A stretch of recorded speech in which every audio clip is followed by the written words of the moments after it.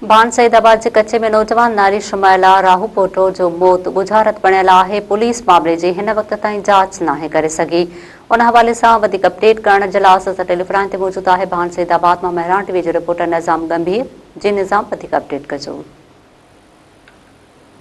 हाँ जी, बिल्कुल मां तव्हांखे ॿुधाईंदो हलां त नारी शुमाइला राहूपोटो जंहिंजो हिकु ॾींहुं पहिरीं राति जो गोली लॻल लाश कमरे मां आयो।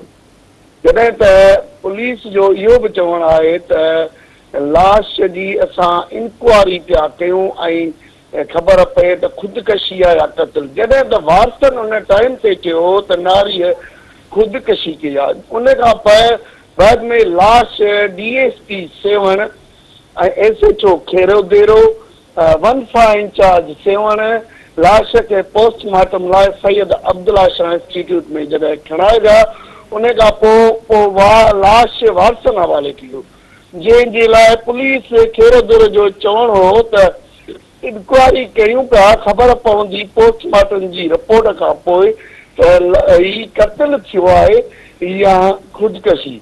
मगर कल्ह खां वठी सोशल मीडिया ते हिकु वीडियो वायरल कयो पियो वञे कि तस्वीर कई थी वञे त ही क़तल आहे।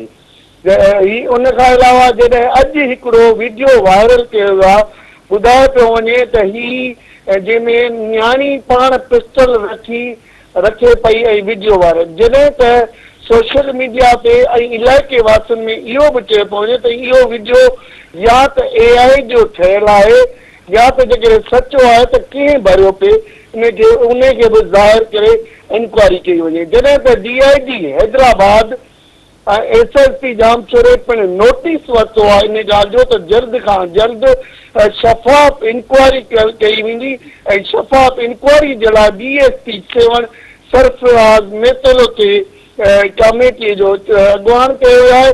जॾहिं त मां तव्हांखे इहो ॿुधायां त सोशल मीडिया ते टोबल हली रहिया आहिनि हिन वक़्त बि त नारी शुमाइला राहूपोटो खे वॾे जे चवण ते कारोकारी करे क़तल कयो वियो आहे।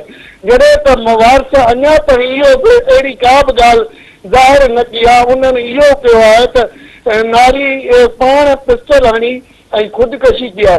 जॾहिं त पोस्टमार्टम जी रिपोर्ट जेका डॉक्टरनि कची ॾिनी आहे, उनमें बि इहो ॼाणायो आहे त नारी ख़ुदकशी कई आहे। जेको ई उन लाश खे तदफीन बि पुलिस जे निगरानी में करायो। हाणे ॾिठो वञे त हाणे अॻिते इंक्वायरी थिए त या इन नारीअ खे क़तल कयो वियो आहे या इन नारीअ शुमाइला राहूपोटो पंहिंजो पाण खे गोली लॻी आहे। जी निज़ाम, मेहरबानी।